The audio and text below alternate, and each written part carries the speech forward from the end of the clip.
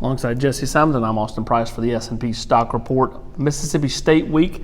Jesse, stock up for you this week. Stock up for me is a return of Marquez Callaway. You know, he was Tennessee's number one receiver kind of going into this season. Obviously, Jawan Jennings has kind of become the Jawan of 2016. He's been, whether it's Jarrett Garantano or now Brian Maurer, the favorite target for Tennessee's quarterbacks. But Marquez Callaway, I think, there's just not a lot of guys built like him. 6'4", 220 pounds, can, catch, run 4.4, and he ran a perfect route on Saturday, 73-yard touchdown. Also had two other big grabs, first 100-yard game this season. They need to continue to kind of find ways to get him the football if they want this offense to be successful.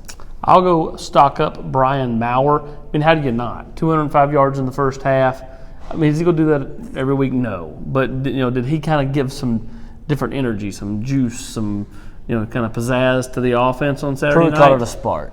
No doubt about it. I mean, how can you not look at that and kind of get excited if you're looking at Tennessee's offense from here on out? So I'll go stock up number 18, QB1, Brian Maurer. Stock down for you. It's got to be Tennessee's pass rush. It's just been non-existent. They've got after the quarterback a couple times in an FCF's game, but they ranked last in the SEC in sacks this season with just 8. I think they hit Jake Fromm one time, which was barely, I think you could even call that a hit.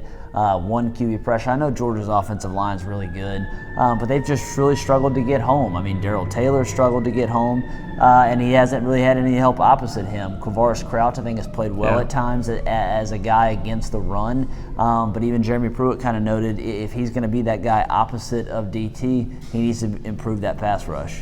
Stock down for me would just be Tennessee's running game, and I think it's a combination of, last in the SEC in that too, yards per carry. Well, just the combination of, commitment to run the football, 2, time and place in games when they try to run the football, and then 3, Tennessee's still trying to get better up front. I mean, they've improved their pass blocking, their run blocking, and to me, it still has got to be a little bit better. To me, that's why I go stock down run game. To me, they've got to help out their young quarterback. If they want Brian Maurer to continue to be stock up, they need to get running back and running the football to be in stock up going forward. So I go stock down running, just the running attack. Stock stagnant. I think we're both in agreement here. It's just kind of the offensive line. Again, the first half they played well against a really good Georgia front. Obviously, it was pass heavy, but they pass blocked well. They really kind of stymied that pass rush. And then in the second half, you saw Georgia really get after it. I mean, they gave up 15 hurries in the second half alone. Maurer got sacked 3 or 4 times. That's just something that I think it's going to kind of be kind of just like a B or C every week, and part of that is I think we're who's playing. Locklear played pretty well, but now he's dinged maybe up. To me that's the stock stagnant part of this is the fact that Tennessee's going to have to go to a different combination if he can't go on Saturday, and it's just and I know all those guys practice together, but the lack of continuity is going to be a factor. Yeah, I agree. Yeah, so that's stock stagnant. So debate with us on the general's quarters. Do you agree? Stock ups, stock downs, stock stagnants. Just discuss it on the GQ.